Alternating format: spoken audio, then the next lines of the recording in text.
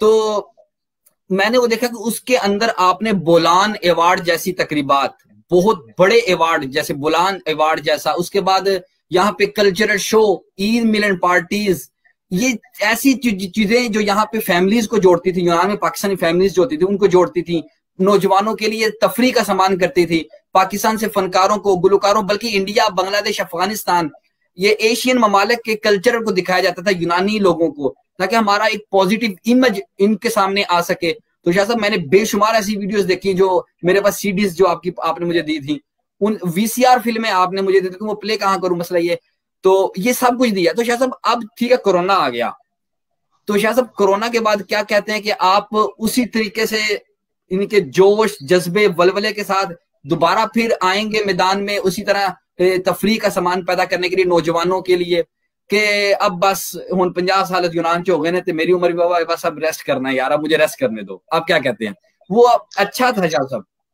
देखिए जी, 98 में मैंने अपनी एनजीओ पाक Hellenic cultural and welfare society जो है वो यहाँ लीगल करवाई मैंने, और जिसमें उस वक्त निकिया के मेयर वसीलिस क्रापालिस आज भी मेरे साथ, मेरे कतासातिकों में मेरे उसमें मौजूद हैं, को चेयरपर्सन, उनके साथ मिलकर हमने, और चौधरी इजाज साहब आज भी मौजूद हैं, वो वाइस प्रेसिडेंट, ये हमने कल्चरल सोसाइटी परफॉर्म की लीगल। उस वक्त रशीद अहमद एम्बेसडर थे, वो भी मेरे ऑनरी मेंबर हैं मेरे इसमें आर्टिकल में। तो पहला मैंने आपसे बताया कि पहला यहाँ जो इंटरनेशनल ड्रामा यूनान में हुआ था वो हुआ था 74 में दिमोतिको थिएटर पीरिया में जिया मोहिउद्दीन शो, पहला यहाँ पर 3 दिन 75 में पहला जिया मोहिउद्दीन शो यहाँ पर हुआ था, 3 दिन का कल्चरल, वो ताइफा लेकर आए थे। तो वो मेरा पहला इंटरेक्ट था उनसे और फनकारों से। उसके बाद एक शाह साहब थे, वो एक ड्रामा बेवकूफ, पाकिस्तान के नामवर फनकार अली एजाज, अमान सुहेल असगर और अलबेला और इस तरह के पूरी टीम लेकर आए थे। वो एक पहला ड्रामा इंटरनेशनल हुआ। जी जी, सुहेल अब्बास डार वो भी थे इस ड्रामे में, माशाल्लाह, वो डायरेक्टर भी थे। उसके बाद 50 साल ये सिलसिला फिर शुरू हो गया। 50 साल गोल्डन जुबली का जो प्रोग्राम हुआ, वो फिर आरफ लोहार और वो टीम आई, वो हमने शो किया करास्काकी स्टेडियम में, माशाल्लाह। और इसके बाद फिर चल पाकिस्तान के जितने भी फनकार, बड़े बड़े गुलकार और थिएटर के, वो फिर मैंने नाम बताए कौन कौन आए हुए यहाँ पे यूनान में? तकरीबन सारे आए हैं, तकरीबन सारे।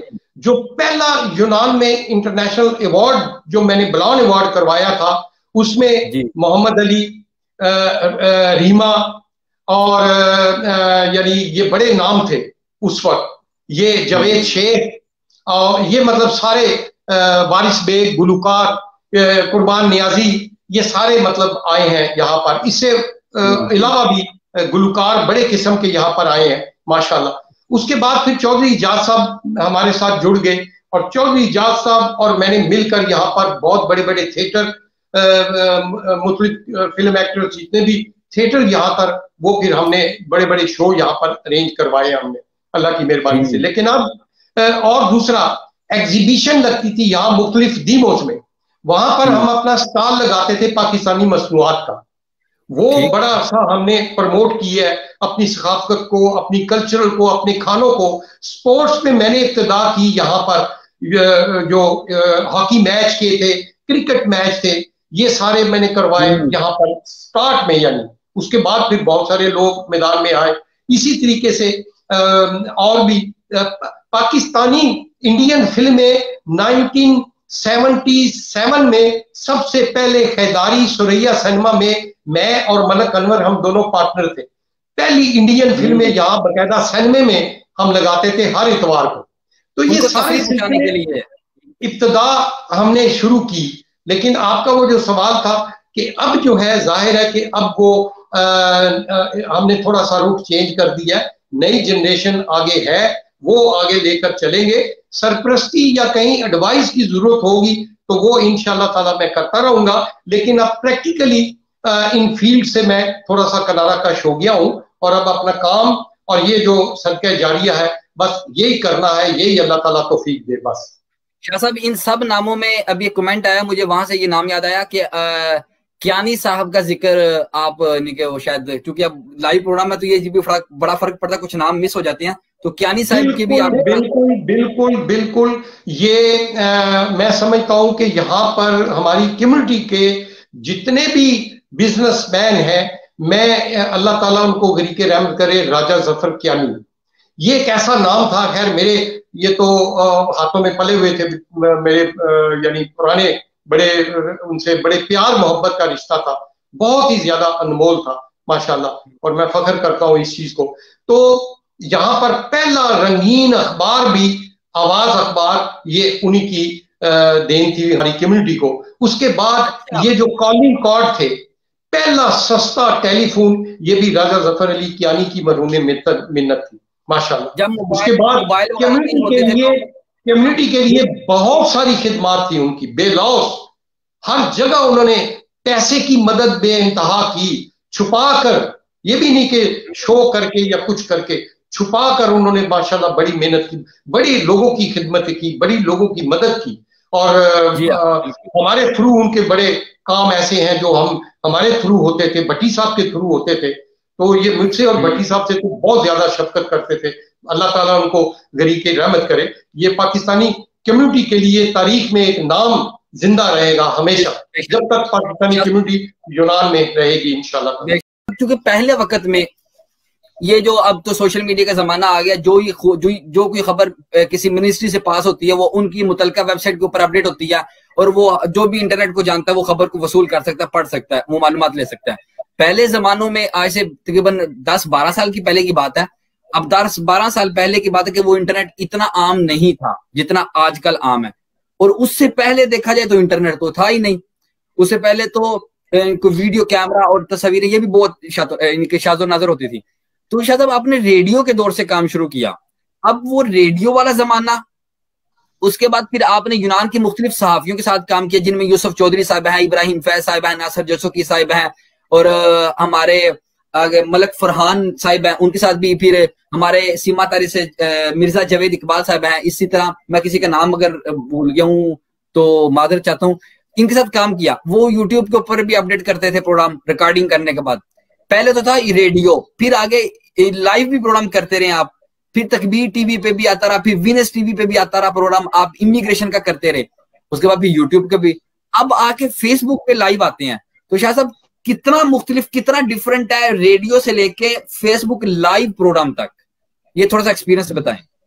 देखिए जी, रेडियो जाहिर है कि उस वक्त और कोई सहूलत नहीं थी, हमारे हफ्तावार अखबार छपते थे।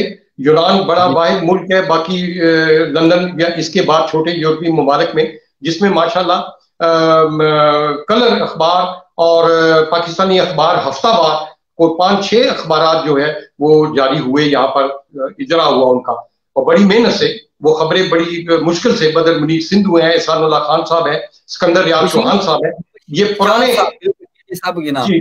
जी, ये पुराने साथी हैं, पुराने लोग हैं। ये तलत जाफरी साहब ये यहाँ होते थे, और मतलब है कि इसी तरीके से और भी इरशाद भट्ट साहब जो पुराने, सबसे पुराने सीनियर है माशाल्लाह। तो जी जी बिल्कुल, तो ये लोगों ने बड़ी मेहनत करते थे खबरें इकट्ठी करना। मुझे आज भी याद है कि PIA जब आता था तो वो थनासी मेरा रेस्टोरेंट था, तो जैसे ही अखबार आते थे सबसे पहले मेरे पास वो अखबार पहुंचते थे, मैं फिर वो अखबार इन लोगों को पहुंचाता था, वहां से खबरें लेकर ये अपने मतलब के अपडेट किया करते थे। तो इसी तरीके से रेडियो शुरू हो गया, और रेडियो ने इतना अहमियत हासिल कर ली कि लोग खेतों में, देहातों में, जेलों में टाइम से लोग नहा धो के बैठा करते थे, इंतजार करते थे कि अभी रेडियो ऑन हो जाएगा। 1 घंटे का प्रोग्राम होता था। तो अल्लाह ताला का शुक्र है कि हर मीडियम ने बड़ी अफादियत अपनी अपनी मनवाई है। बहरहाल रेडियो अपनी जगह था, वीनस टीवी, जी जी वीनस टीवी, तकबीर टीवी, वो लाइव होता था, 1 घंटे का प्रोग्राम होता था, उसमें भी बड़ी पाबंदियां होती थी। बहरहाल लेकिन फिर भी प्रोग्राम, लेकिन ये जो फेसबुक पे आए हैं हम यहाँ पर, ये एक इंडिपेंडेंट है, इसमें कोई पाबंदी नहीं है। हाँ, लेकिन पाबंदी से मुराद कि हम इखलाकियात को, हर चीज को मद्देनजर रखते हुए लोगों को हम अवेयरनेस देते हैं। हम खुद बैठते हैं, अपना टाइम सर्व करते हैं, मेहनत करते हैं, खबरें लेकर आते हैं, और हमें कोई मतलब लालच नहीं है, कोई किसी से एक पैसा वसूल नहीं करते। ये एक शौक है, एक ज़ौक है, एक आदत बन गई है। फेसबुक लाइव है, ये मेरे नजदीक ये होता है, अगर ये सवाल आप मुझसे पूछते, मैं कहता कि फेसबुक लाइव थोड़ा मुश्किल है, क्योंकि इस पे यह कि आपको वर्बली बोलना है। उसमें अगर रिकॉर्डिंग करते थे, रिकॉर्डिंग बाद में एडिट भी कर सकते थे, कोई लफ्ज ऐसा चला गया जुबान से, वो बाद में कटिंग भी किया जा सकता था। लेकिन फेसबुक पे जो लफ्ज जुबान से जा रहा है वो लाइव नशर हो रहा है, दोस्त सुन रहे हैं, वो घर पे रिकॉर्डिंग भी कर रहे हैं। लेकिन रेडियो जो था वो लाइव होता था, उसमें रिकॉर्डिंग नहीं होती थी। वो पूरी दुनिया, जहां भी FM 104.4 आज भी याद है मुझे, वो लाइव होता था, उसमें तैयारी होती थी, हम तरतीब बनाते थे प्रोग्राम की, बड़ा जबरदस्त, बच्चे हम बुलाते थे, मौसीकी काम करते थे, शायरी वहां होती थी, नातिया मुकाबले होते थे, बड़े बड़े अच्छा फैमिलीज वहां आती थी, और बड़े ही कामयाब प्रोग्राम होता था, एक नई चीज थी हमारी कम्युनिटी के लिए। तो माशाल्लाह पाकिस्तान से हम बड़ी बड़ी शख्सियात को हमने रेडियो पे इंटरव्यू की हुई है हमने, और यहाँ से भी मिनिस्ट्रियों के, वो यहीं से सिलसिला शुरू हुआ था।